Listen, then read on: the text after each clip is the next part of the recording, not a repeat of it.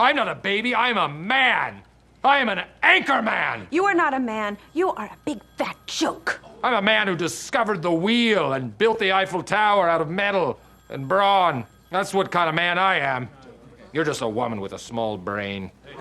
With a brain a third the size of us. It's science.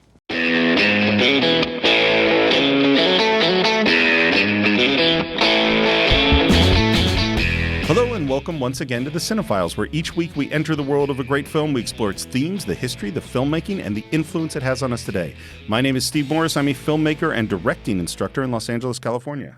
Hello, everyone. My name is John Roca. I'm a voiceover artist, host, writer, producer over at Collider and sort of the podcasts, and a massive fan of the movie we're going to be talking about today, and an unusual choice that we've made for the Cine-Files, but one that I'm very much looking forward to. Well, you know, we wanted to do something a little light. This is actually a Patreon pick, and it's a Patreon pick of not one, not two, but three of our Patreons. Wow. So it is an unusual choice in some ways, but it also is a choice that has been demanded of us, and it's been demanded from Clay Williams. Of course, Clay is a good friend of the show, Mackenzie Homer, and Stanley Daniel. These are three big Cine-Files fans, and they're three big fans of the movie Anchorman, and we would love to hear why they picked it.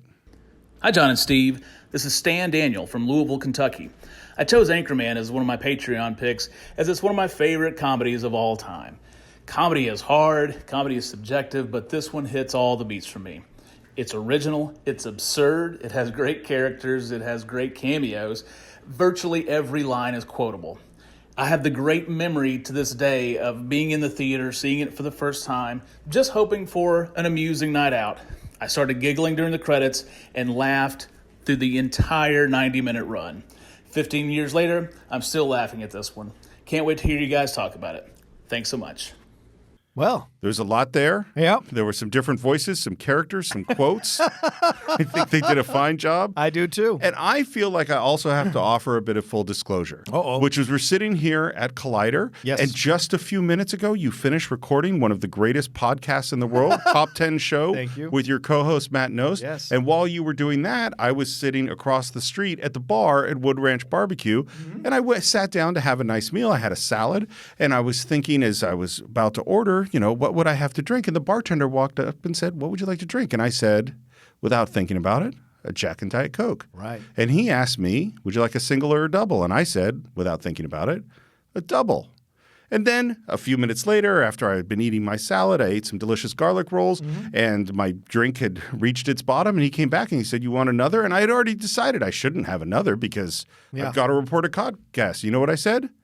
Sure. You'll have another. So I had two double Jack and Diet Cokes, and now I'm sitting down having a podcast with you, which seems strangely appropriate for Anchorman. I agree. That I got a little bit of a buzz. It's also appropriate that you forgot the dinner rolls. You did not put that on your text. I feel like I put dinner rolls on the text. No. I did pick up. John texted me and said, he said, get me a tri-tip salad and a Diet Coke. And some garlic rolls. Oh, shit. You drunk. You lush. Listen, I think this is very clear that John is 100% right. Only a drunk Steve would forget the carbohydrates. Those are nice garlic rolls. I apologize, sir. That's all right. This might be the roughest thing that's happened to the Cine-Files in a long time. Fair enough. I will make it up to you. No, that's all right. Last thing I need is carbs. I put on so much weight. I'm disgusting to look at. I ate those. I ate my garlic rolls. I'm sure you enjoyed delightful. them. Yeah. But we're talking about Anchorman, and this is 2004. This is Will Farrell. This is Adam Mckay. And this began when they were Adam was writing on Saturday Night Live, and Will obviously was a huge star in Saturday Night Live. Yeah. And it's so funny with SNL because it has a golden era and then a dry era. And you go, oh, maybe that's it for Saturday Night Live. And then there's another golden era. And it's happened so many times that I kind of go, oh, I actually don't think, maybe it'll never come back. Because it always seems to. Yeah. There's always people who want to be part of that legendary place and show. And Will Ferrell certainly was there for a golden moment. Mm-hmm. And they'd come up with a couple of scripts.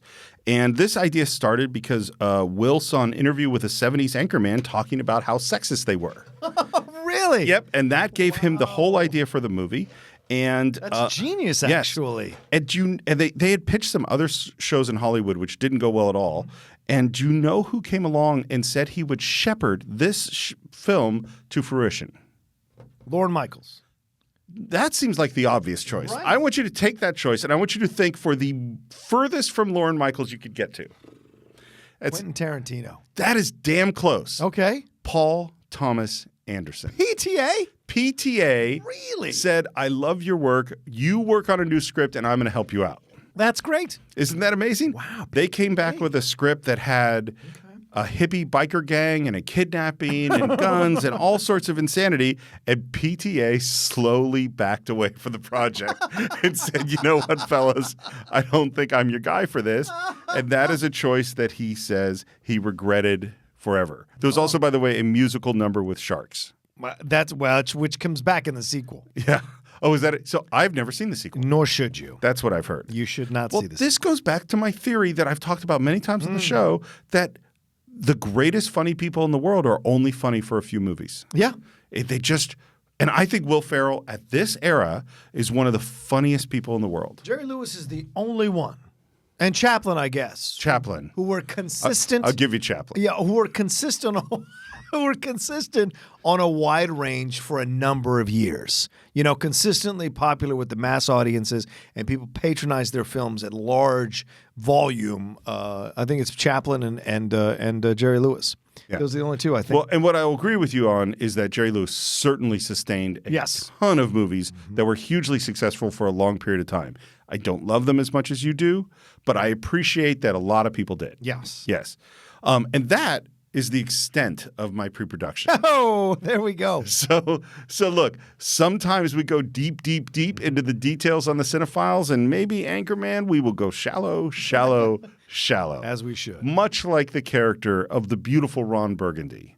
Would you like to enter into the world Oh, boy, would I. of Anchorman? Oh, let's do it. I'm sorry. I forgot something. Yeah. I've been drinking. Our most important question that we always ask, John, how did you first come to this film? I ask, already, I believe, knowing the answer. Yeah, I think it was seeing with Vogel and a couple other people. Oh, I don't know if you were. I think I was there. Yeah, and I remember we sat, and this is weird, so some films just stay with you. I remember we sat on the left side of the theater and a little higher up than we normally sit for movies. And I remember watching this thing, and I didn't laugh as much as I was hoping to laugh. It was in subsequent viewings that I fell madly in love with this film and enjoyed the comedy and enjoyed the nuance of the comedy that was going on, which you wouldn't initially think the film had. But as you spend more time with it, you can see what they're trying to parody and spoof. Well, I don't know if nuance is a word I would have ever ascribed to Anchorman, The Legend of Ron Burgundy, but I'll tell you something. Maybe I haven't watched it enough because I saw it, I think, with you pretty close to opening night, and that was the last time I saw it until last week. Wow. I've seen it twice. I mean, I've kind of watched more parts of it more than once since then to be clear about it for the show. And Karen and I watched it last week. And we laughed our asses off. Yes. And we kept going. And I knew it was funny because I remembered it being really funny. And we kept going, man, this movie's really funny. Yes. No, this is really funny. No, this movie is really funny. Nuance, you're going to have to convince me of. We'll see. Well, the sexual politics are very nuanced as you watch the I don't movie. think they're nuanced at all, but I certainly think they're there. Well, there's an overt approach to it, but then underneath the overtness is another message going on, which I think is brilliant too. But we'll talk about it. Well, and what's interesting about the film is apparently it's based on actual events. Yeah, no surprise. That's what the text that comes on the screen says. And the next thing the text says is only the names, locations, and events have changed. This is also Judd Apatow. Yeah. Who is at this era, he's just killing it. And I don't think he's a producer or director that we've talked about yet on the show. I don't think so either, yeah. Another one I love Old School, and I love School's great. Wedding Crashers. Yes. There's a bunch of them at this era that are really, really funny. I'll even defend 40. What is it? The 41? 40-Year-Old Virgin? No. There's another one he did with Paul when they're older. With I haven't seen it. This is 40? Yeah, this is 40. I haven't seen it. I enjoyed that movie very much. I will defend that movie. And this narrator comes on and tells us about the world of San Diego and news anchors, and that they were basically much like gods. He was like a god walking amongst mere mortals. He had a voice that could make a wolverine purr, and suits so fine they made Sinatra look like a hobo. In other words, Ron Burgundy was the balls. Ron Burgundy. Yeah. By the way, that voiceover guy is Bill something, and he did all the A&E 90s Sure. documentaries and court case shows that they had back then. He, as a voiceover artist, he was an idol of mine because he's so smooth in that as a narrator. Well, and so is Ron Burgundy, and I love that his in the long list of superlatives, it ends with, in other words, Ron Burgundy was the balls. And we get the moment before the newscast where Ron Burgundy is warming up, and this is the thing that Will Ferrell is the best at, particularly in this era, is just they're just doing take after take, and they're saying, do another funny thing, do another funny thing. And this is where we get How Now Brown Cow and Ribs for Lunch and him flirting with in a sexist way with the women walking by. And then we get my favorite, I love scotch. I love scotch. I love scotch. Scotchy, scotch, scotch. Here it goes down into my belly. He's so damn funny. He is. And it's very funny. So here's as I'm watching all of these funny things that he's saying, this is the note that I wrote to myself. Yeah. This is all amazing. Mm-hmm. And we see that Fred Willard is there. He's sort of the producer of the news show. And we talk about that everyone in San Diego tuned in to Ron Burgundy at 6 o'clock. And we we enter into the show and we meet the team. And the team is, these guys at this era, particularly Paul Rudd, and to me, how much had you seen Steve Carell before this movie? I'd seen him on The Daily Show. Yeah, me too. So I knew about him, but nowhere did I see he was going to be a star. Well, and this movie, I remember when I saw it in the theater, and I just went, oh my God, he's one of the funniest humans I've ever seen in my entire life. Yeah. The stuff Steve Carell does in this movie is so insane and so odd and so hilarious. And I highly recommend, and maybe I'll put it on the Facebook page, is on YouTube is Steve Carell's audition for this part. Yeah. And you see it right then. And I was talking to Karen, who my wife was, as you know, is a casting director, and saying, have you ever seen this? And she said like 3 times.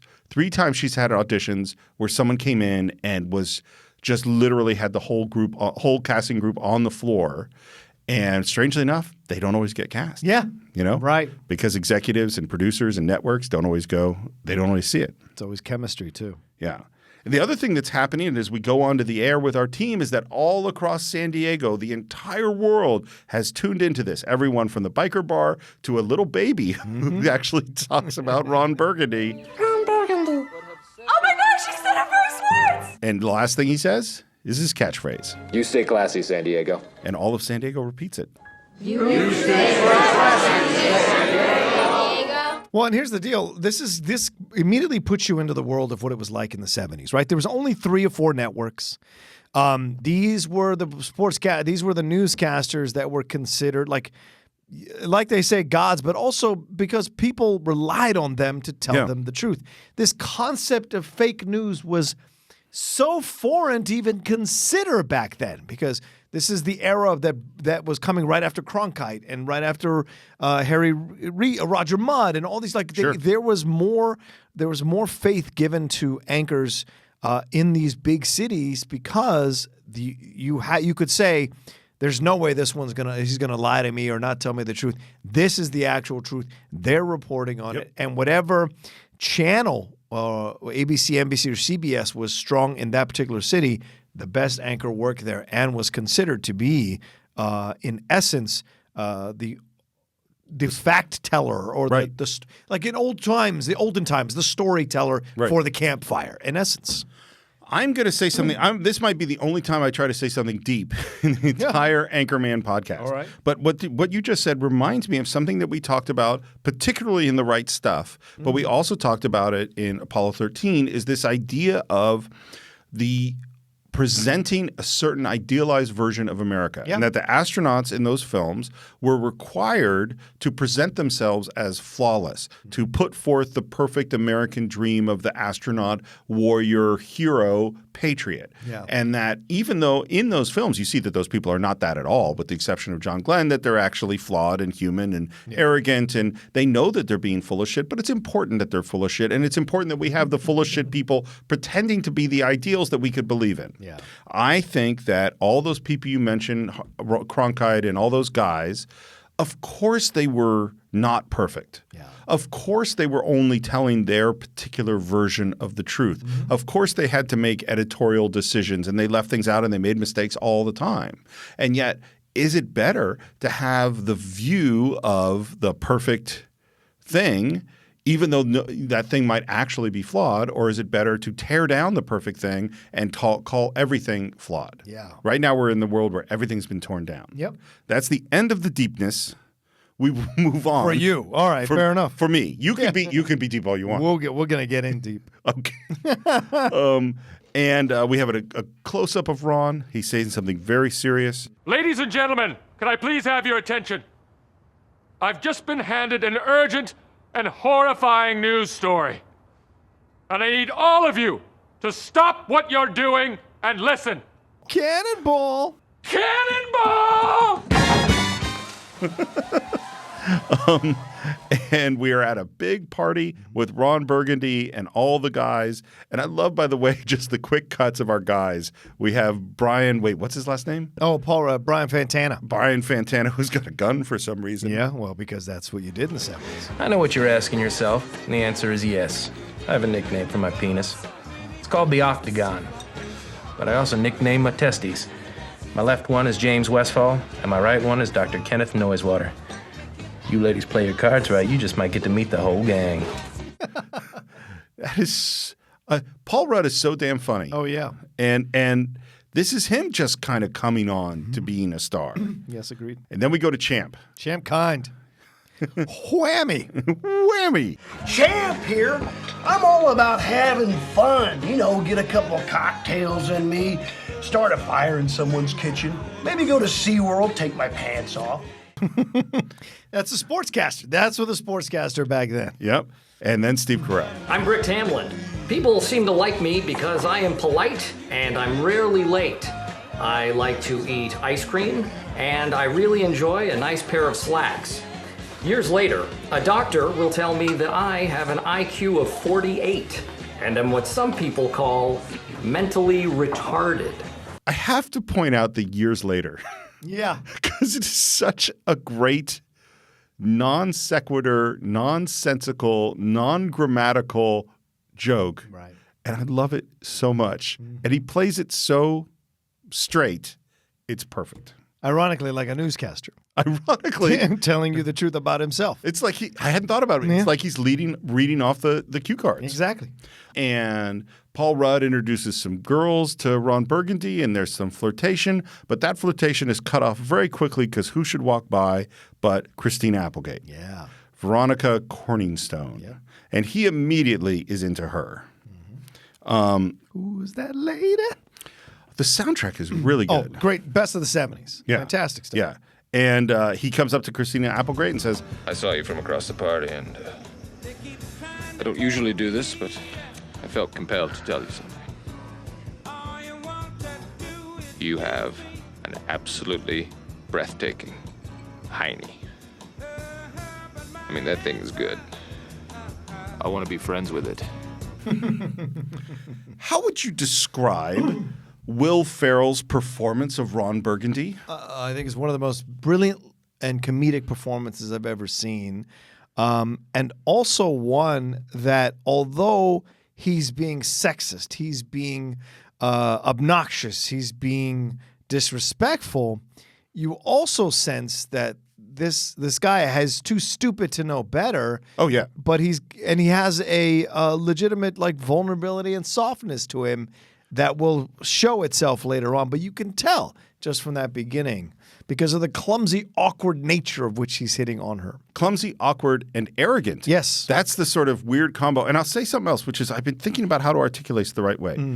there is a particular brand of silliness in this movie. Yes. That is so when we did Doctor Strangelove, everyone is being very serious, and we're dealing with serious situations. Yes. Extremely serious as anything in the world. And the comedy comes from the humanness within the serious situations. That can you believe all these ridiculous things are happening when the world's about to end? When we did Young Frankenstein, I'm going through thinking about the other comedies that we've done. Gene Wilder, 100% intense. There's nothing of him being the funniest comes out of the seriousness. Yes. When we did Airplane, nobody knows they're being funny. They're just saying things totally, completely straight. Right. In this movie, I feel like part of the fun comes from the fact that we know it's Will Ferrell. And we know Will Ferrell is playing this part. Yeah. And we know that this part is silly. And he knows that we know that it's silly. And it's sort of we're all playing this ridiculous fun game. You know what I mean? Like the things in this are so silly that there's very little seriousness here. It's all being over the top and ridiculous. Yeah. And I was thinking about how malleable and changing comedy is in that sense. And he continues to flirt with him. He talks about his apartment, which smells of rich mahogany. And he is not getting anywhere with this girl. I don't know how to put this, but I'm kind of a big deal. Really? People know me. Well, I'm very happy for you. He keeps trying things. He says, I want to be on you. Right, because he's never had to work this hard. No. Everything's Ron Burgundy. Yeah, it's Ron Burgundy. But she is making it so he is like running out of ideas here. And as naturally stupid as he is at times, he is awkwardly stumbling over himself trying to present his attraction to her in a way that's palatable to her, but is just failing at the task on so many levels. And in the end, she just walks away. She does. Ron Burgundy strikes out, my friend. Yeah. And he ends up back at his apartment, which is beautiful 70s set design, and he's got his dog. Baxter. Baxter is a great dog, and he has a whole conversation with him. And I didn't watch all the deleted scenes. I know I should have. Oh. I'm sure there's a whole bunch more with Baxter. And I love that he gets to surface like, Baxter, you know I don't speak Spanish. Yeah. You ate a whole wheel of cheese? I'm not even mad. I'm impressed. But that's the thing. Those were probably all ad-lib lines. Who knows how many he came in and said to Baxter. Well, so I finally found out the term for this. This is called line-o-rama. Line-o-rama. Line-o-rama. Okay. And this is what this is. And for all you directors out there who want to direct comedy, if you are lucky enough to find a performer at the level of Will Ferrell or the level of Melissa McCarthy or of Eddie Murphy or of one of these people, this is what line-o-rama is. You got a script. And the script has some jokes in the script. And now there's going to be a joke where he says an insulting thing or an insensitive thing or a stupid thing or whatever it is. Yeah. And you do it, and you do take one, it's pretty good. You do take two, pretty good. Do take three, really good. You say, okay, I got it. And now you say, let's do it again. Will, what else do you got? Yeah. And he comes up with something new. Great Odin's beard. By the hammer of Thor. By the this, by the that. That is called line-o-rama.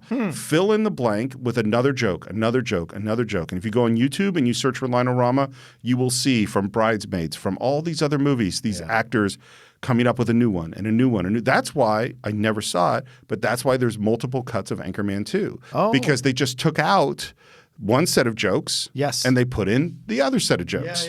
Yeah. The only actor that I've worked with that could do this was our friend Soren Oliver. Oh, yeah. Soren Oliver, we did it a couple of times. He said, do another one. Do another. And he would just come up with another funny thing. He's a funny guy, Soren. He's a very funny guy. Intelligent as hell. And then, of course, they're sleeping with his dogs in matching pajamas and headgear. It's very funny. Where it's the next day, everyone's kind of hungover. I love the way they set up the Steve Carell one-liners. Each one saying what happened at the party and they got drunk and Champ woke up this morning in some Japanese family's rec room. Brick, which is Steve Carell. Oh, yeah, I ate a big red candle. And then there's the silence after that. Just sort of the pause before they go on makes me laugh. Well, of course, and they're taking shot at weathermen. That job is so easy in San Diego because you're just going to say it's sunny all the time that you can't possibly be intelligent to do it. So it's their shot at the weathermen. Yeah. It really is. It's a brilliantly, it's stuff that's working underneath everything you're watching that I think it makes the comedy subconsciously so much more enjoyable than other comedies. No disrespect to the fine meteorologists working today. Yeah, right. You are doing excellent work. Yes, you are. And this is the first time we hear about what is going to be the big story of the whole movie, which is there is a pregnant panda at the zoo. Yes. So remember I mentioned the hippie biker gang in the earlier versions of the script? Right. They shot that whole thing. That was the original movie. Oh. There was all sorts of parts of the deleted scenes. They shot it all. I think that baby Christina Applegate got kidnapped for the hippie biker gang or whatever. Okay. And they had screenings of it, and it did not fly. What a shock. And they threw the whole thing out, and they shot new stuff. And again, this goes to something we talked about over and over again. Things look good on the page. You shoot them. It actually doesn't work. There are no brilliant directors, I think, who actually just imagine everything ahead of time, and it all works. Yeah. And they took the hippie biker gang thing and they actually cut a whole film out of it, which is like Wake Up Ron Burgundy or something like that. The addendum thing. Yeah. I've never seen it. Okay. Why? You've only seen the movie once. How would you have seen it? That is a fair point, sir. And we cut to some beautiful legs getting out of the taxi, and we all know what's going to happen. Veronica Corningstone is showing up at the newsroom. Ron, are you paying attention? Nope. Well, this concerns all of us. Okay.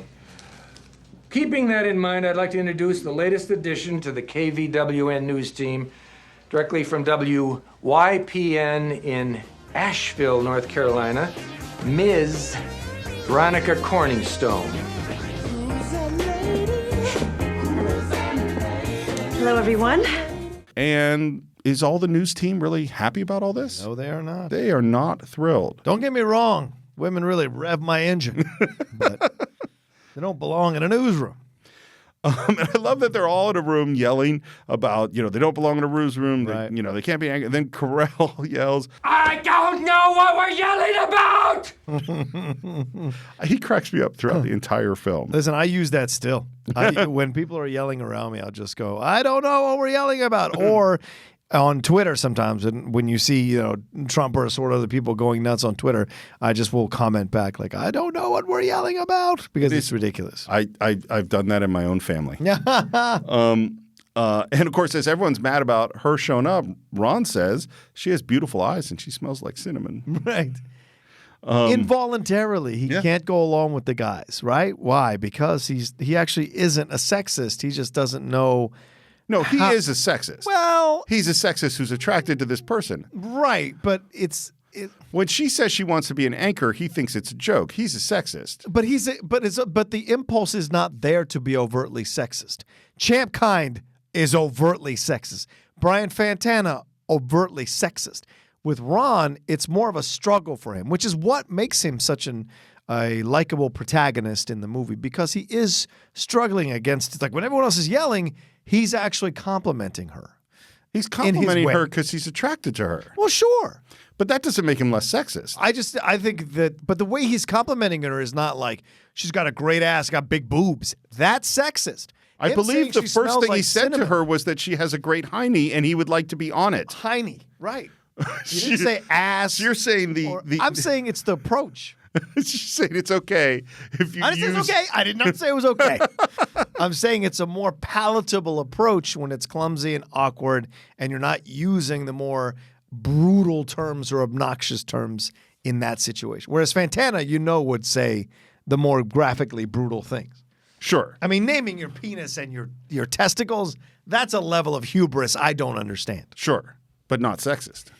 Fantana's sexist. He is. Right. But naming your genitals is not sexist. I feel like it is sexist. A little bit. I just think Who are you? weird. You should name your genitals, for God's sake. I think you could name any body part you want. It's a free country. If you solve cancer with it, then okay, fine. Is that the bar? I feel like for me, that's the bar. Okay. Anyway, we're outside. Yeah. They're eating and walking. Mm-hmm. And Ron is kind of talking about her feelings and that maybe they shouldn't be so mean. That's what I'm saying. It's attracted beyond attract. He's not attracted her just physically to sleep with her. He legitimately has feelings for her already from the beginning. I agree. He senses something different here than he's sensed before. And guess what? That's what happens in life. You will go date men or go date women, and there sometimes it's just a one-night stand or a sexual thing, and sometimes it's a dating situation that doesn't work out. But then every once in a while, someone will cut through everything, and you're just like immediately you know this is relationship material. And Ron certainly feels that way. Yes. But the other guys think that she's just something to be conquested. Exactly. And they sort of are like, let the games begin, which means all of them are going to come on to Corningstone. And Ron is not necessarily so thrilled about this plan. With it, yeah. And as they're walking, who do they run into but the rival news crew? Right. Channel 9, lead anchor, I forget the guy's name. It's Vince Vaughn. Vince Vaughn, yeah. This is not only is this a great, interesting guest stars show up, but there are a bunch of actors that show up that are like, oh my God. Yeah. This person's going to be a big person. Well, it tells you the extent, too, of Adam McKay's reach or Will Ferrell's reach or even SNL's reach. Right. That all these... and Judd Apatow. And Judd Apatow, right. That all the... Right, because Judd Apatow is very big in the world of comedy, even at this point, because he had so many great connections with great comedians. He's able to reach out, hey, can you come and shoot for a day on this? Can you come and do a quick cameo? Blah, blah, blah. Because like you said, there's a lot of actors that we're going to talk about coming up here that have small bit cameos in the film, but it adds so much flavor to it. Well. Ron Burgundy and the Channel 4 news team. And they have some conflict because Vince is pissed off that basically he's number 2. He's number 2. And in the end, that's what Ron throws at him, and they walk away, and Vince is left pretty darn angry. You know those sample audiences aren't big enough. Stop hiding behind those 40 numbers, Burgundy. I'm coming after you. I hate you, Ron Burgundy. I hate you. Dorothy Mantooth is a saint. I will take out your mother for a nice dinner and not call her. I'm fascinated a little bit by running jokes in movies. And one of the running jokes in this movies is that Fred Willard is always on the phone with something about his son going increasingly horrible. Right, but I think my son is just going through a phase. I have no idea where he would have gotten a hold of German pornography. By the way, in the outtakes, did you see who the son is? No. Shows up. It's Justin Long. Of course it is. Yeah. That makes sense. And Veronica Corningstone, has been assigned to a cat fashion show because she's going to get assigned to the softer news stories. Although we did see Ron Burgundy in it was like a water skiing chipmunk or something. Well, no, he was anchoring though. But he was anchoring. Right. So someone else had put that package together. He was just introducing it and coming out of it. And she pushes back and Fred shuts it down. Yeah. You're going to go out and do what you're assigned to. And now it's Champ is going to go take a run at the new girl. He goes up. There's how would you describe this pass? I would describe it like a drunken college frat kid stumbling into a wall. Yeah. Yeah. Now, it seems to me that in the later years of the Me Too movement, Champ's in deep shit. Champ probably doesn't survive. No. Because there's some accidental on purpose boob rubbage. I think there's a drunk driving accident with Champ, to be honest with you. Fair. That's or fair. falling off a stadium. Later on, we're going to see Champ has some other issues. Yes. That are, but needless to say, and it ends with as he, brushes her chest accidentally on purpose, she goes, oh, let me get this over here, and punches him in the nuts. Yeah, exactly. She's not gonna be a woman to be pushed around. Well, and this is, not unlike Mad Men. This is a movie that goes to a certain period and condemns the social mores of the day. Of course. Yeah. Yeah. It's Paul Rudd's turn. Brian Fantana. He's going to make his move. It's time to musk up. He needs his Sex Panther. It's called Sex Panther by Odeon. It's illegal in 9 countries. It's made with bits of real panther, so you know it's good. It's quite pungent. Oh, yeah. Smells like pure gasoline. It's rather pungent. and then this is a great line. They've done studies, 60% of the time, it works every time. That doesn't make sense. Well, and here's the deal. Once again, the joke is what? You know this to a degree.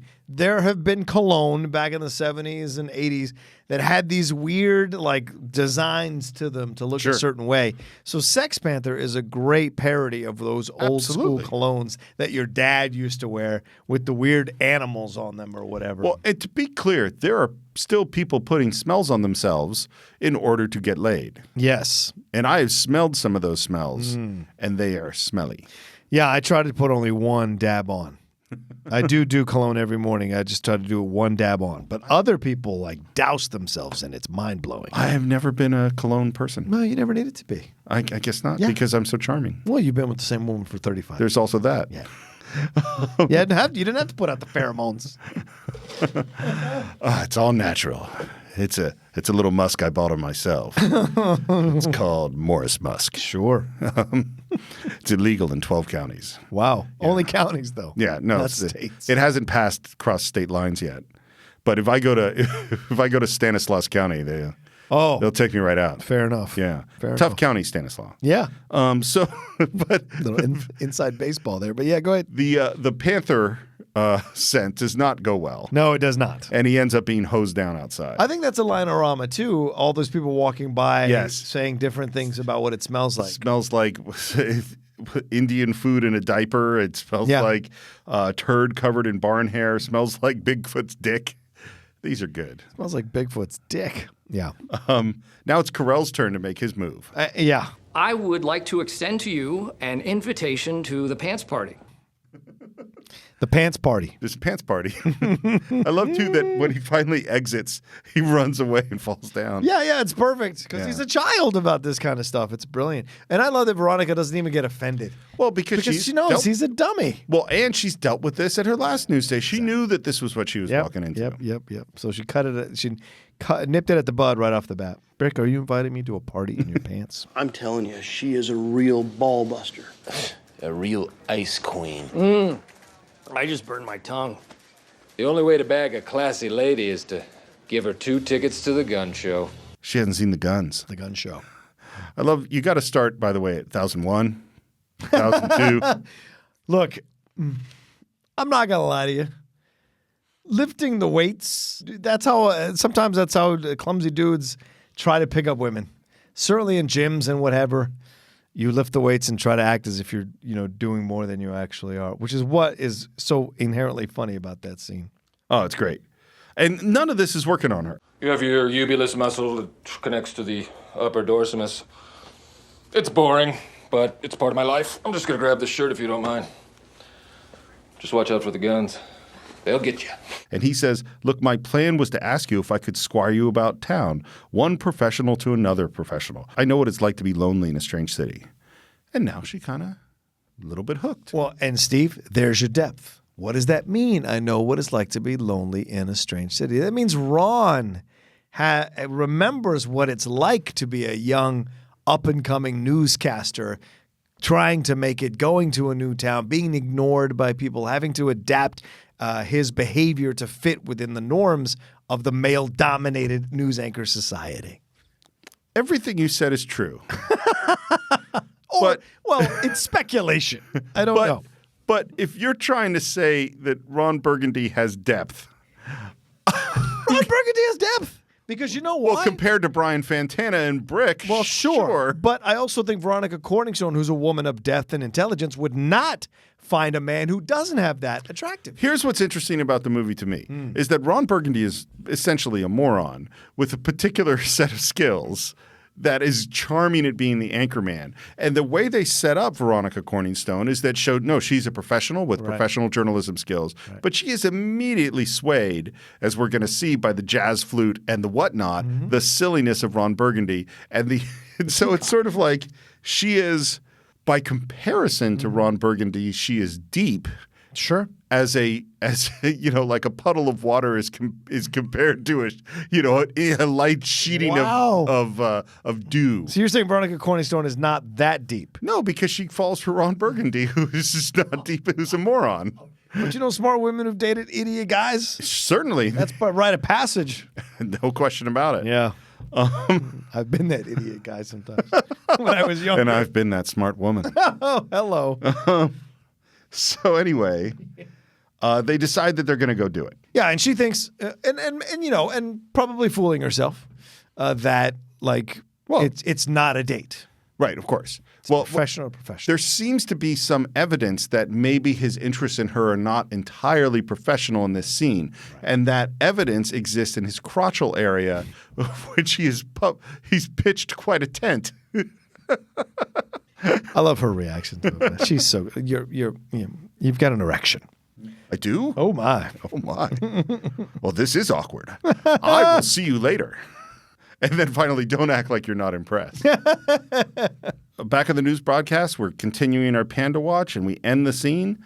And he says, you stay classy, San Diego. And then he says, I'm Ron Burgundy? because someone put a question mark on the teleprompter. Fred Biller wants to know, who put a question mark on the teleprompter? You know, he's just going to read whatever you put in there. And Ron Burgundy will read whatever's there. Yep. And that is a classic movie plant. Yes. Screenwriters. To pay off, yes. And now it's time for our little date. It's not a date, Ron. No. Strictly professional. Doesn't mean we can't have fun. Shall we? By the way, all of this was not shot in San Diego. It was shot in Glendale and Long Beach. Oh, makes sense. Yeah. And Ron gives his very knowledgeable spiel on the origin of the name San Diego. Mm-hmm. German, John. Yeah. I don't know if are you an original German speaker? Because you might not be familiar with San Diego's German origins. I am not. I believe it means the whale's vagina. Yeah, whale's vagina. Santiago is the other one that I remember, yeah. What's that mean? What language is that? I think that was Spanish. Spanish? Yeah. What does that stand for? Whale's vagina. It's also whale's vagina. I didn't know German was a romance language. Yeah, yeah, right. We'll agree to disagree. Right. We're at dinner. There's some silly drink ordering. She says, when in Rome. He does not understand what that phrase means. Nope. And then he gets the request to play some jazz flute. And this is a great swerve by the movie. Right, because up to this point, as Steve Morris has pointed out to on numerous occasions, up to this point, you think Ron's kind of a moron. Or you know, a simpleton, so to speak. And then he busts out this, like, Beethoven level of a skill on a jazz flute. Not just musicianship. No. But performance. Flame throwing out of the jazz flute. Right. Walking on tables. Drinking through the jazz flute. Yes. I mean, he is... Sliding under bathroom stalls. It's all there. He's a maestro. Yeah. Ends it with a little bit of, is it Aqualung? Yeah. Aqualung! Hey, Aqualung!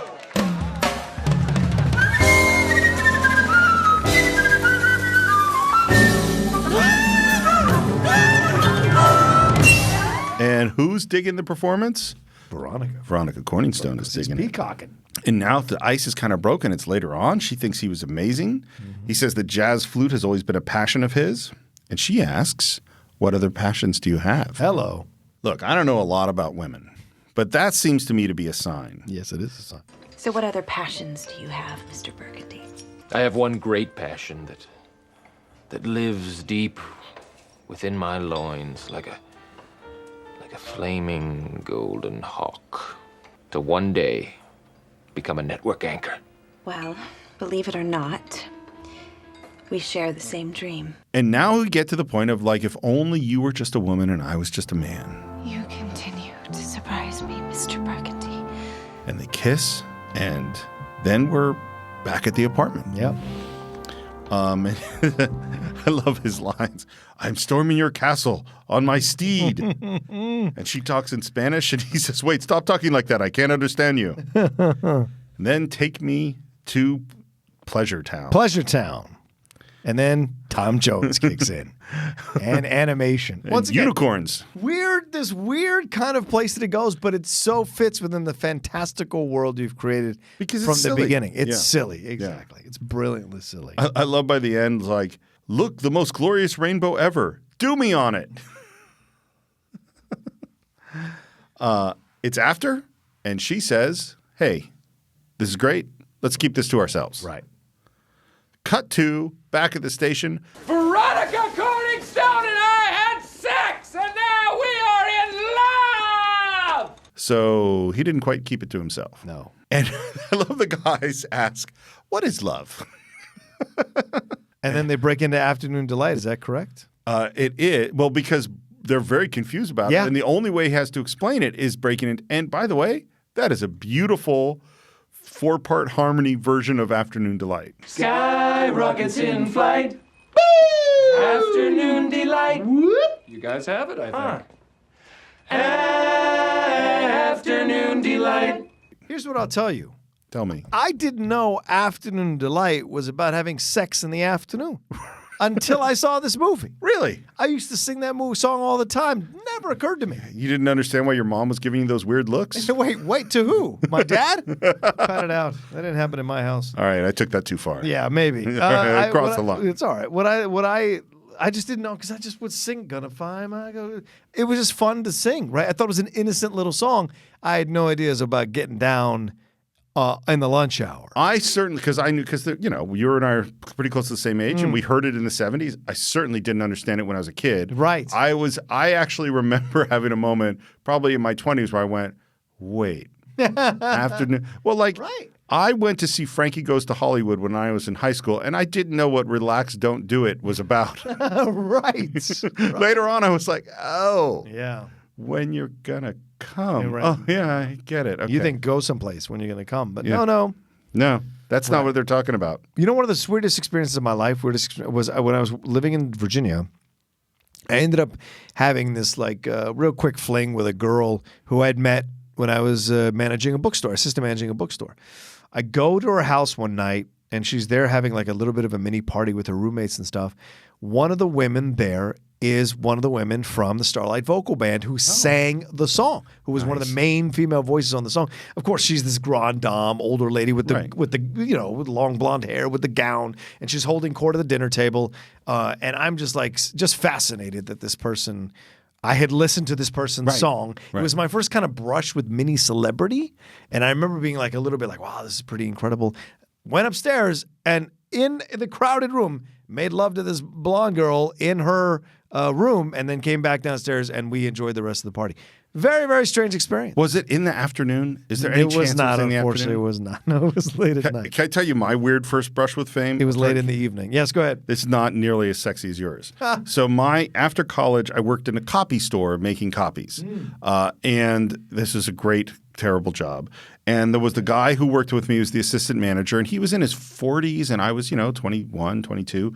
And he's a nice guy, and we talked all the time. And one day I'm driving and I'd heard that in the Marin County Fair, Davy Jones was playing, from the Monkees, was playing the Marin County Fair. Right. And I said, God, that's got to be so terrible to be someone who was, a rock star and now he's playing county fairs. And he said, yeah, or it could be terrible to be someone with a #1 hit who's the assistant manager at a copy store. Oh. And I said, what are you talking about? Or maybe it wasn't a number, it's top 40 hit. And I said, what do you mean? He said, well, have you ever heard of a band called the Beau Brummels? Yes. He was the drummer.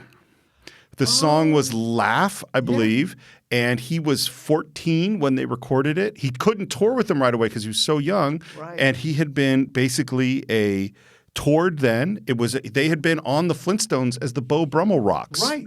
And he had toured, and then the band broke up, and then he had been a working musician, and he had, hit the drugs, and he had, spun out, and he had a kid, and he was turning his life around, and he got a job, and he worked his way up to assistant manager at the copy store. And the moment of 22-year-old Steve Morris collapsing in embarrassment over what had just happened was so terrible. Oh, God, I'm so sorry. I'm so sorry. I didn't mean it. I don't mean to disparage you or Davy Jones or anybody. And also in the back of your mind, you're like, oh, my God, I don't want to end up like this. No, but actually it was such a big – it was really a big lesson for me because it made things – I was like, oh – that's what usually happens. Right. I mean, most of the people in one way or another that have their moment, because there's so many people who were the drummer in a band that kind of got somewhere and then went nowhere, they end up the assistant manager at a copy store. Yeah. You and I have both seen it. People don't last that long. Yeah. And if you spend your money when you're 23, well, you got to go make some more money. Especially if you get a kid. Yeah, you got a kid. Two of the weirdest ones is Creed was one of those members of a 60s band that had hits. Oh. From The Office, the old dude Creed. He was a guitarist on one of those bands. And the Mouth of the South, Jimmy Hart, he had 2 hits in the 60s as a singer and a guitarist for a band. I can't remember what the name of this, but they were songs that you would know, that you've listened to all the time. And he became one of the greatest managers in professional wrestling history. One that I remember from the Cine-Files was in Hoosiers, the guy who's the principal is the guy who recorded Purple People Eater. Right. It's like he's a one-hit wonder. It's like, okay, now he's acting a gig. That's right. Yes, stay alive. We're at a cat fashion show. And the cameraman working for Veronica Corningstone, Seth Rogen. Seth Rogen. A young Seth Rogen. Yeah. And she finishes her story. She does a very professional job. We go back to Ron in the newsroom, who says, And that, of course, was our newest reporter, Veronica Corningstone. She's really great. I'd also like to share with you that we are currently dating, and that she is quite a handful in the bedroom. Oops. Yeah. He's an idiot. He's an idiot. Then again, she's a fool for getting with this idiot. But, whatever. Well, I believe you just made my point from like 15 minutes ago. He's an idiot. That's fair. Okay. That's fair. And she's pissed, obviously. Of course. But then he gets very romantic. He says, I don't know what to say. I just got excited. I wanted to shout it from the top of a mountain, but I didn't have a mountain. I had a newsroom and a camera. Look, I report the news. That's what I do. And today's top story in Ron Burgundy's world read something like this. I love Veronica Corningstone. And she kind of likes that. Yeah. It's kind of romantic. They are sitting eating at the anchor desk. And now we hear that they're going to go jogging. And Jogging. Could be jogging. Something Dutch. And there's something about the pancake breakfast coming up. And the guys are not pleased. No. Because he's not going to be joining them. Right. And Champ, in particular, is falling apart. We need you. Hell, I need you. I'm a mess without you. I miss you so damn much. I miss being with you. I miss being near you. I miss your laugh. I miss your scent. I miss your musk. When this is all over, I think we should get an apartment together. And the looks from Paul Rudd. They're just great. Because we've all been there when one of our friends says a bit too much. Yeah. Because they're inebriated or they're unsettled or whatever's going on with them. But I love what Paul says here because he says, why don't you stop talking for a while? And then Ron follows up in, which is brilliant because he's speaking to the sports anchor. Why don't you sit out a couple of plays? Yep. Right? It's perfect. And then he says what he knows is going to happen. Yeah. I know that one day Veronica and I are going to get married on top of a mountain. And there's going to be flutes playing and trombones and flowers and garlands of fresh herbs. And we will dance till the sun rises. And then our children will form a family band. And we will tour the countryside, and you won't be invited. I think it's a Wonderful Life moment when he's talking to what's her face. Let's go upstairs. Let's go up on the mountain. On the mountain. Oh, he's talking to Violet. Violet. Yeah, let's take our shoes off and run around in the grass. Kinda. Well, and he's getting about as good reception from these guys as George got from Violet in that scene. Again, we get back to Fred, and now his son is on acid and firing a bow and arrow into a crowd. And she wants more challenging stories, and he says, great, there's a 130-year-old woman in Chula Vista with a recipe for meatloaf. Fortunately for Veronica, lack of littering in this area is going to change everyone's life forever. Ron's in a car. He's eating a burrito. He's with his dog. He's singing. He gets tired of the burrito. He throws it in a biker's face who crashes. Ron gets out, and who is the biker? Jack Black. Yeah, I'd totally forgotten that he's in this movie. Hey, bro. Did you just throw a burrito? You destroyed the only thing I love. All right? There it is. What do you love? I love poetry. And a glass of scotch. And, of course, my friend Baxter here. And Jack Black drop kicks that dog off the bridge. I remember being in the theater when that happened and just going like, oh no! Like, 'cause it's horrible. Oh my God! You're kicking a dog off a bridge. Again, it's come up on the Cine-Files many times. You could kill 300 people. You could kill 1,000 people. Oh yeah. You kill a dog. You drop kick a dog off a bridge. That is terrible. Yeah. And by the way, because I hadn't seen it forever, I didn't remember what happens with the dog. I was like, that dog is dead. And Ron certainly thinks it. Oh, certainly. Screams no, totally falls apart. Yeah. Back in the newsroom, where's Ron? Yeah. News got to go on. Veronica is ready to go. And everyone is a panic. It's never been a woman's anchor. It's interesting to me that Brian Fantana doesn't offer to anchor the news. Of course not. Yeah, he's not capable of that. No. And Veronica's line is great. Mr. Harkin, this city needs its news. Oh. And you are going to deprive them of that because I have breasts? exquisite breasts? And then she says, Because I am good at 3 things: fighting, screwing, and reading the news. Now, I've already done one of those today, so what's the other one gonna be, huh? Screwing? Screwing. And no, it's clearly fighting because she slaps him and pushes him. I love it. I love the way she slaps and pushes.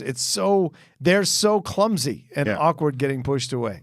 Well, comedy violence is its own whole genre. Of course. It's not supposed to look like Jackie Chan. Right. Wait, that is comedy violence. I take that all back. Fair enough. Ron calls in. Paul Rudd answers the phone. Ron has an articulate, clear, concise conversation. Yes. I love the moment of, let me say something. And then, okay. Ronnie's got to put Corningstone on the air. Where are you? And then that's it. And now Ron is running. Yeah. We cut to the anchor desk. Steve Carell looks at Veronica and says, you're not Ron. Ron in 10. Good luck, lady. She gathers herself. Power, power, power, power. That's a great moment too, Steve, Yeah. because like people accomplish things in life, and when you watch it in the movies, it seems effortless, right? It seems they're destined or predestined to achieve it. But here's actually an interesting moment in a comedy where you have a woman speaking powerful words to herself so that she can do this. Because you know what? No matter how great anybody is, there is a moment where they're by themselves or they're in their moment, a big moment, and they use whatever tactics they have inside themselves to calm themselves down and be ready to go and step up and grab the brass ring because the opportunity is here. I love it. We were literally talking about this off mic of like all of us have moments where you're scared shitless. Yes. And you got to leave that shit in the trailer in one way or another. And I know you've had these moments. I've had these moments where it's like, all right, game's on. Yeah. And you got to let that stuff go. And that is I actually love those moments. Yeah. Like personally, I feel like I thrive. I was like, give me the ball. Yeah. You know, getting the ball seems to be a really hard thing. but but I've certainly had the power. That's not what I've said to myself, but like, okay, this is it. I can't even tell you. Yeah, go ahead. No, and it just and the big thing that is always in my head, it's like, okay, let it go. Yeah. Just let everything go. Do it, you know. That's what when I meditate before the Schmodown, that's exactly what, yes, I know it's a movie trivia competition, but it has a lot of stakes to it within us who battle against each other and in front of live people. So that's the thing that I work really hard to do, is to let go of the expectation. And if win or lose, to let go of all of it, because that nothing's going to make you stumble or fall or do worse than you being obsessed with the end result. Yeah. Right? Well, the easiest way to bring on that which you fear is fear. Is fear. Exactly. Yeah. Manifest it. 2 deep things on the Anchorman podcast. And as Ron runs his back to the newsroom, desperately trying to get there in time, she's broadcasting, and Brian Fantana and Champ are doing everything in their power to buck her up, including Paul Rudd dance in the underwear and the tighty whities. It's beautiful. And does she mess up? Does she break? Nope. She is perfect. And she even ends it with a great line. From all of us here at Channel 4 News, I'm Veronica Corningstone. And thanks for stopping by, San Diego. And the women in the studio love it. Led by Catherine Hahn. Oh, yeah. Love it. Yeah. And everyone kind of has to admit, that was pretty good. Yep. And at that moment, who walks in the door? It's all right, everyone. I want to talk to you about We can do the news. Hold on. Everyone, why are we all standing around? Let's go. Ron, we just did it. Veronica filled in for you. What? And she's in her moment of pride. Yeah. Happy. Be happy for me. Yeah. This dream that I told you about has come true. You read my news? And she's like, I told you I wanted to be an anchor. And his line is, I thought you were kidding. I thought it was a joke. I even wrote it down in my diary. Veronica had a very funny joke today. I laughed at it later that night. This is terrible stuff. And he just rips into her. Oh, yeah. Calls her a scorpion woman. And she says, you broke my heart, Mr. Burgundy. And she walks out. Things are going to go downhill for Ron Burgundy. You know why? Because Veronica's a star. Yeah. Because guess what? A whole bunch of women out in San Diego who are really happy to see someone that's like them up on the screen. It's amazing what happens with representation. I was trying not to use that word, but yes, that's exactly what it is. Use that word. And guess what? The ratings go up. Yep. And it's time. They want Veronica to be co-anchor. This does not go over well. Those videos they shoot are absolutely hilarious. I love all the promo shots and the newspaper clips. They're great. Everyone looking down while she's looking up and vice versa. It's all just funny. Yeah. And we're back, and they are broadcasting together. Yep. And Ron ends it with "Stay classy, San Diego." And thanks for stopping by. But mainly, stay classy. Thanks for stopping by. Stay classy. I'm Ron Burgundy. Thanks for stopping by. Stay classy. Ron Burgundy. And I love the banter because the sound cuts out, and now if we're watching TV, we just see them nicely talking to each other. Oh my God, this is great. Again, this I've seen in the outtakes. There's so much of Will Ferrell just cracking her up. Mm-hmm. You're a real hooker, and I'm going to slap you in public. You have man boobs. You've got a dirty, whorish mouth. That's what you have. I'm going to punch you in the ovary. That's what I'm going to do. A straight shot. Ooh, ow. Right to the baby maker. Jazz flute is for little fairy boys. Okay, you know what? That's uncalled for. I can't work with this woman. Again, the guys are trying to mess with her. We're doing crank calls. They don't go over well. We're bribing the announcer to call her Tits McGee. Can't say tits on the TV. You can't. No. That's one of George Carlin's 7 bad words. Is it tits? Oh, yeah. Oh, I didn't know that. Cocksucker, motherfucker, ass, tits, fuck shit, cocksucker, motherfucker, ass, tits, and the C word. Oh, okay. Yeah, fair. There's one word in there I wasn't actually going to say. But the B word's okay. Fascinating. Okay. Yeah. Because it's a female dog. Right. Yeah. And actually, Carlin will tell you that cock you can say if the cock crowed 3 times. You can say that. But you can't say – I love Carlin, by the way. He's the best. He's the best. There's only one thing a man can do when he's suffering from a spiritual and existential funk. Go to the zoo, flip off the monkeys? No. Buy new suits. And they're heading out looking for the suit store, but somehow they've walked into a bad part of town. We have entered, John, into a scene of such ridiculousness. Yeah. Such silliness. It's the West Side Story scene. It is so funny because, of course, first they run into Vince Vaughn. Yeah. And it's clear we're going to have some gang violence, and everyone pulls out their weapons. Mm-hmm. Brick has a hand grenade. Yes, for some random reason. But we don't actually start the fight because in the next moment, who walks up but the Channel 2 news crew? Led by Luke Wilson. Luke Wilson comes up, and they want a piece of him. They all have weapons too, but we're still not going to start. Yeah. Because there's the PBS news crew. Led by Tim Robbins. With a pipe. And a fro. On a fro. And of course, I think he's got the tweed jacket with the arm. Yep. Yeah. But still, it is not enough because then comes up Ben Stiller. Yeah.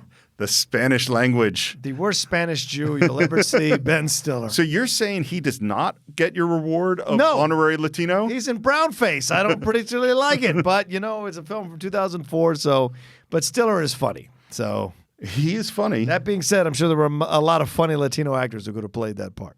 Except I'm not pushing back on the Latino representation front. But what I am saying is that is there a Latino actor who is a guest spot? George Lopez would have killed that thing. Maybe, but he's not one of these guys. Paul Rodriguez would have killed this thing. Maybe that's yeah. You're right. You're right. There were Latino actors that funny Latino actors. You know what? I offer a full retraction. Cheech Marin would have killed this part. Oh, I would have loved to have Cheech. Right. So Cheech Marin is one of my favorite supporting actors. I mean, I solid guy. I can't think of anything that I don't like in him, even in movies I don't like. Yeah. I always love Cheech Marin. Sure. We got some rules first. Rule number 1. No touching of the hair or face. Of course. And that's it!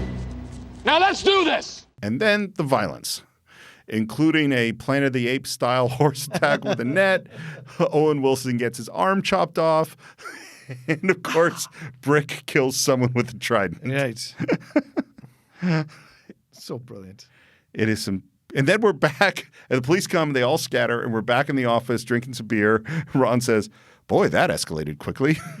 Brick killed a guy. Brick killed a guy. I saw that. You really should lay low for a while. You should lay low for a while. Probably wanted for murder. Maybe don't go on television. Apparently, that doesn't have any consequences, though. And now we're still – the big problem here, the reason they had this fight is because Corningstone is messing up their rep. Yep. And Ron says, last time I looked at the dictionary, my name's Ron Burgundy. what's your name? And they all say their names. And I love that Brick says, I'm Fantan. No, you're Brick. I'm Brian. Which is obviously an improv because you see Paul Rudd almost break, right? I'm sure. I can't imagine how hard it was to keep a straight face. Oh, yeah. If you're the dolly grip or the first AC or the second AC and you're just going, please don't ruin a take. Right. Please don't ruin a take. Because you have no idea what they're going to say. Yeah, talk about saying power to yourself over and over again. Power. Please don't break. And we got a new plan, which is Ron is watching his Emmy speech and not allowing Veronica to get into the tape. There's a long list of insults. You are a smelly pirate hooker. You look like a blueberry. Why don't you go back to your home on Whore Island? Well, you have bad hair. What did you say? And then we get into talk about comedy fights. Well, this is all brought on by the fact that she crossed the line when she attacked his hair. Oh, you don't you're do right. that to a 70s I'm sorry anchor. I missed that point. Yeah. Yeah. What did you say? I mean, what if someone attacked your hair, John? I don't want to think about it. I work hard on this hair. It's beautiful hair. Thank you. I admire it. My hair is a mess. Wow. I It's have a very little natural of it. hair.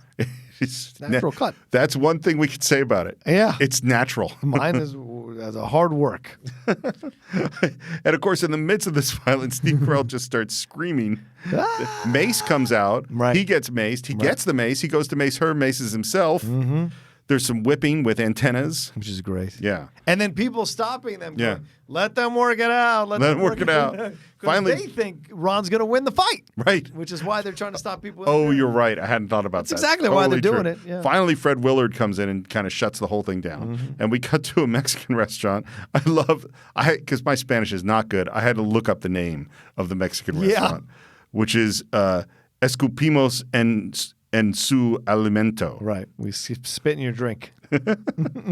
And Veronica's with their ladies, and they let her in on the secret. Yeah. Ron's going to say whatever's on that teleprompter. Mm-hmm. Here's where she fights a little dirty.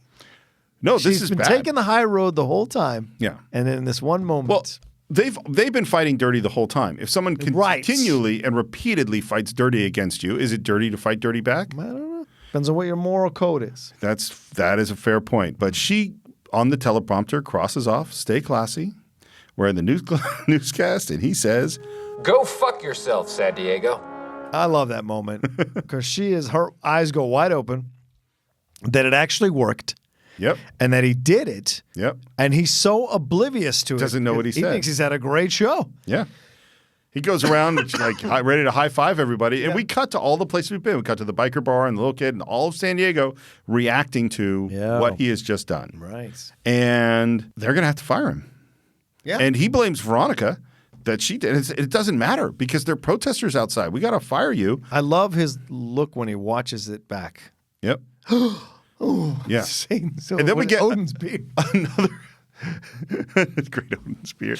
And we get, by the way, that is the level, that's the Will Ferrell silliness. Oh, yeah. Yeah.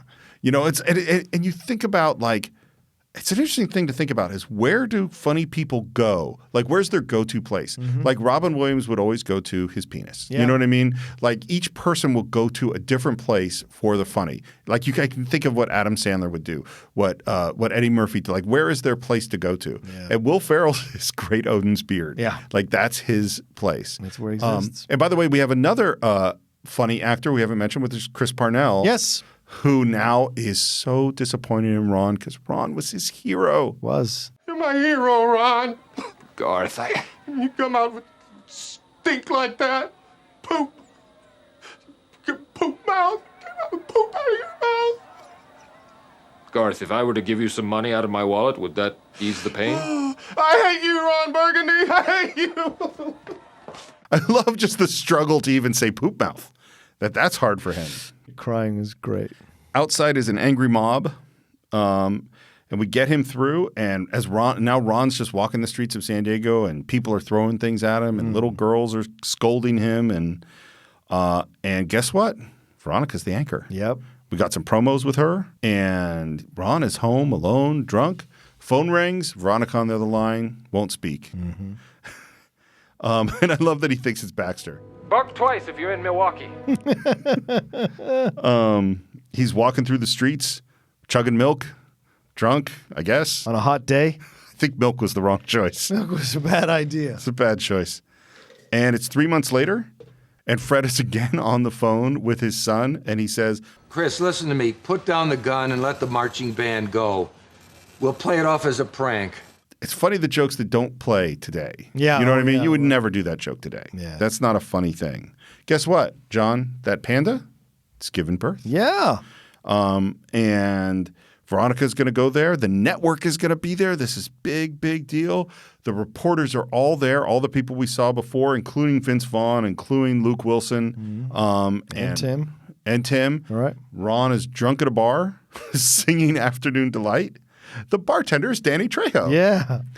And Danny Trejo tries to settle him down, and he's bitching about this woman. And Danny Trejo says, you know, times are changing. Ladies can do stuff now, and you're going to have to learn how to deal with it. And his response is, What?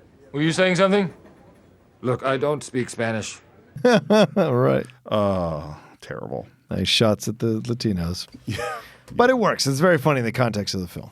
And Trejo is the best. Well, and to be clear, it's a shot at Ron. Yeah, right. Exactly. Trejo comes and says in perfect English some very wise, important things, and Ron is a moron and doesn't understand what's happening.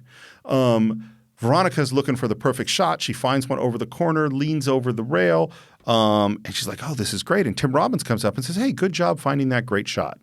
You know, we at PBS, we believe in women's lib. You know he's going to push her in. Now, once again, when he pushes her in, what does he say before? We at PBS. So it's a shot at these people who overtly claim 100%. to be all about women's rights, but in fact, behind the scenes are not.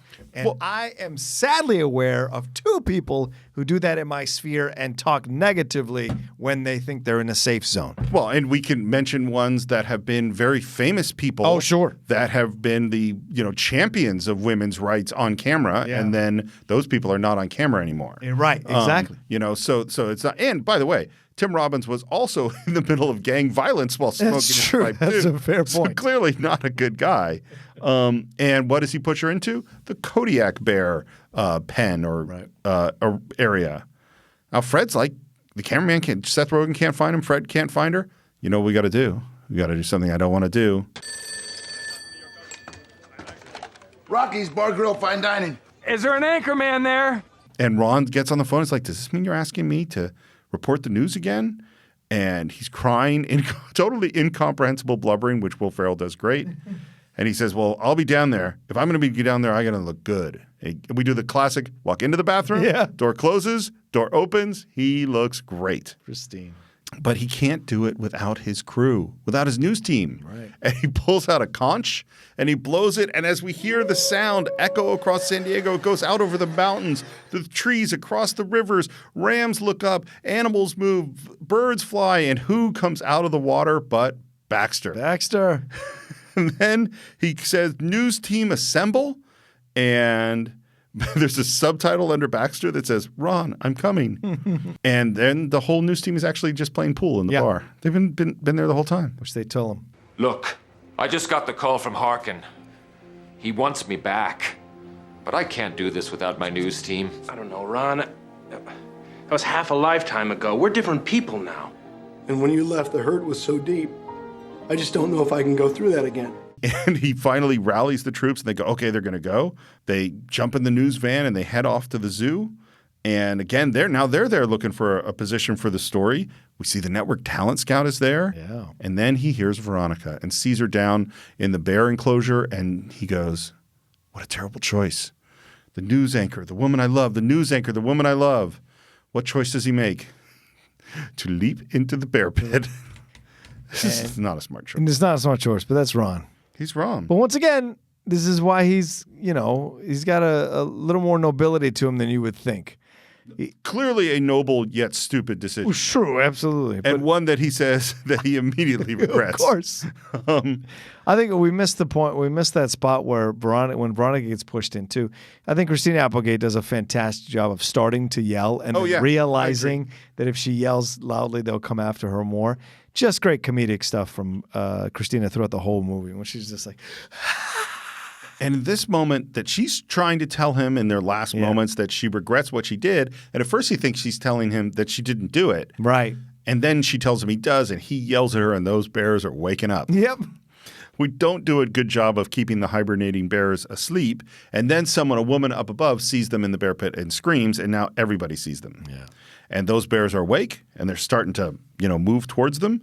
And what does the news team do? News team, let's hunt. Yeah. And they all jump down in the bear pit. We see some fighting. Brick is riding a bear. Hey, Ron! I'm riding a furry tractor! Luke Wilson is doing some broadcasting from up above. Yeah. Yeah, he loses that other arm. Gah! God, it's damn ridiculous. I did not see that coming. And then we realize that we've woken up the mama bear. Yeah. And they're all going to die. I don't want to die. And who shows up? Baxter. And in subtitled dog/Kodiak bear language, Baxter explains that he met a cousin bear in the wild and that these are good people. And the mama bear says, you're a good dog. And okay, and agrees to let them go. Yeah. That's some high-level silliness. And the bears walk away, and Ron embraces Baxter like a long-lost love and continues to be affectionate with this dog. Right in front of Veronica, right? Far, far too long.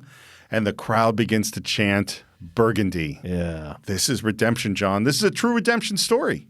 There's no question about it. Absolutely. He comes up the ladder, and who's at the top of the ladder pushing the ladder away? His nemesis, Vince Vaughn, who says, I pure, straight, hate you. But God damn it, do I respect you. Kisses him on the forehead. And he gets on the camera and says, today we spell redemption R-O-N. Mic drop. The weirdest thing about that scene, that moment is that you find out they're brothers. You think they're actually brothers? Well, yes. Oh, I thought he was saying they're symbolic brothers. Well, because he says mother expects you home for dinner at 6. He does? Yes. I've only seen it a couple of times. So you go, well, you're right. So what was the joke about Dorothy Mantooth when they ran into each other earlier in the film? I didn't pick this up at all. Yeah. So I'm sure you're right. I mean, you've seen it way more times than me. I think I'm right. Well, I think I'm not right necessarily, but I think I've got If they say mother expects you home. I thought they did, yeah. And, keep going. Sorry. And now they say, okay, Ron, it's time for you to broadcast the story.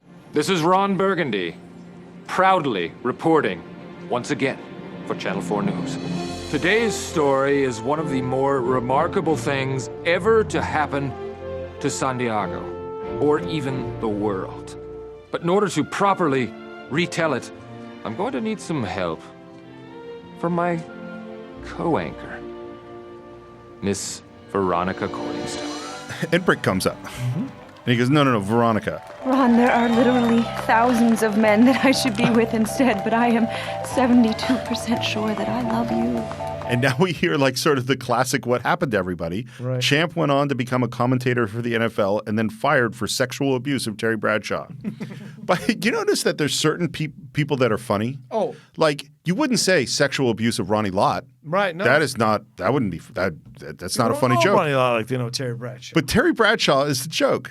Bradshaw is a great joke. joke. Jim Plunkett? No, that's not. Nobody would. No one make that joke. Yeah.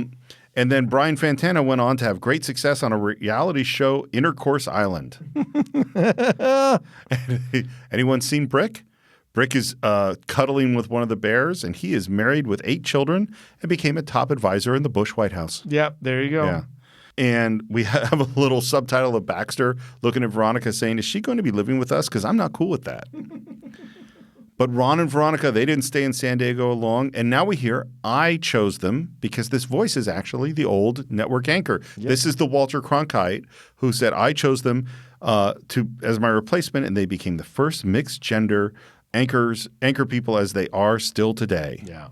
And Ron Burgundy ends it with his new sign off. And I'm Ron Burgundy. You stay classy, planet Earth. We go into credits. Carry on, You Wayward Son with outtakes. Yeah. Which are hilarious. Perfectly well done. I don't love the post-credit scene. Okay. I don't think it's all that funny. Do you like? No, I didn't like it either. I thought it was weird. It's just sort of weird and awkward. I'm like, why did you choose to do that? Because I think with the outtakes and the credits, it's just killing it. Right. Yeah. Just stare at the desk would have been fun. Yeah. Yeah. We've reached the end of Anchorman. And I think as many people are concerned, that is the end of Anchorman. Yes. There is this Wake Up Ron Burgundy. That's some of the outtakes from this movie. There's Anchorman 2. There's the alternate version of Anchorman 2, neither of which I've seen none of these things. Yes. And I've heard I never should. Mm-hmm. Yeah. Yeah, you should never see the sequel. It's not good. What's interesting, though, is that Will still pulls out Ron Burgundy every once in a while. He did it recently in the last couple of months. I can't remember what it was for, but he pulled out Ron Burgundy. Like, he had pulled out – and one of the funniest things you'll ever find is Ron Burgundy auditioning for ESPN. If you find that YouTube video, that is brilliantly funny. It's about 7 minutes of him just completely, like, not understanding what he's supposed to be doing as a sports anchor on the show like that. The movie made $90 million. It was a solid comedic hit. Will Ferrell went on to make a string of successful comedies of, varying degrees of goodness. Yeah, sure. And this is what's normal for comedic actors, is that some of them are really funny and then they kind of become increasingly less funny. And Adam McKay goes on to be an Academy Award-winning director. Yeah, for The Big Short. Yeah, I mean that obviously a very smart guy who and this is the thing too, is that there's the old quote of dying is easy, comedy is hard. Comedy's really, really hard, and if you can be a person who really masters it, there's other stuff that ends up being easier in some way. And the fact is, Adam McKay has brought his comedy chops to his other films, including Vice and Big Short. Oh, well, can I slide this in here? In a deleted scene from the first film, Wes is Ron's half-brother. So by extension, that also makes Dorothy Mantooth either Ron's mother or stepmother. So they were half-brothers at the very least. I gotcha. Yeah. Thank you for clarifying that important point. Yep. Do you have final thoughts on Anchorman: The Legend of Ron Burgundy? I do. This is still one of the funniest films ever made. It still holds up because the sexual politics are always going to be there between men and women. Sure. And so it plays that out so well. I think the cast is incredible too. I mean, look, you've got Ant-Man in this cast. You've got the future head of The Office in this cast. Yep. You've got Christina Applegate, who's still working nowadays. That recent Netflix series, Dead Like Me or whatever it was called, is very, very funny. Seth Rogen, who has his whole empire of his own, bunch of movies. Absolutely. Yeah. Chris Parnell is a fantastic voiceover artist, always working. There's just so many people involved in this production that went on to become Catherine Hahn. Jack Black. Yeah. Jack Black. Catherine Hahn is considered one of the best character actresses working today. So you've got so many great, quality, talented people involved in this cast from top to bottom. You can't deny that this film is just had a lot going for it when it came out. And it has grown in people's estimation. It's one of these films that when you watch on TBS or TNT, that's where it grabs you and it pushes. This is like Ricky Bobby. Ricky Bobby, same thing. Right. Both of these films were time bomb comedies in that when you saw them the first time, it didn't explode on you. It took a little bit of time and then it exploded on you. Sure. So it's certainly something that I think you should go back and take a look at. And if you're writing a comedy film or a comedy, I would definitely encourage you to go back and read and watch this film and see how they play with broad comedy, specific comedy, but also how they push the story along within the comedy. So it's not just played for jokes; it's also played for character work and relationship building between the characters. And my advice is if you're writing or directing a comedy, you should definitely get an all-star cast of comedy geniuses to perform your material. Absolutely. That might go a long way. It really, really helps. Here's my final thoughts. There's a lot of tendency to elevate certain kinds of films and degrade other kinds of films. So we think of the most important films as the dramas that are dealing with heavy topics, that are emotionally resonant, that are, the world-changing stuff. And then we put other films, genre films, and comedies down on a lower level. And you and I, from the beginning of this show, have always wanted to be equal about it, to give as much attention to comedies and horror films or science fiction or whatever it is as we do to those serious dramas. And here's why that's important. I've had a rough couple of weeks. There's a lot of stuff going on in my personal life, which I'm not going to go into, that's just been kind of fucking hard. Right. And I needed to watch a comedy. and I feel better. And so the idea of saying that these movies are important and these other movies are less important is not true. Is that someone who can make you laugh for 90 minutes, that is giving you as valuable a service and forget your life as somebody who makes you think about the important things and deal with issues that change the way you think. That's great.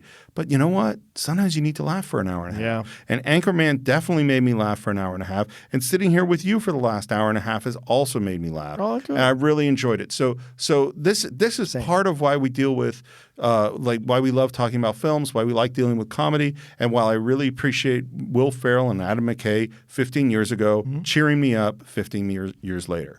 So that's what we think of Anchorman, The Legend of Ron Burgundy. Of course, we always want to hear what you think. Go to our Facebook page and leave some comments there. You could also subscribe to us on iTunes, subscribe to us on YouTube, Spotify, anywhere you see a chance to review the show. It's really important. Honestly, our viewers have kind of leveled off lately, and so we really could use you guys going out and drumming up some more business. If you love the show, and I know so many of you have been so supportive, please go out and tell your friends, tell your family. If you know movie lovers, tell them.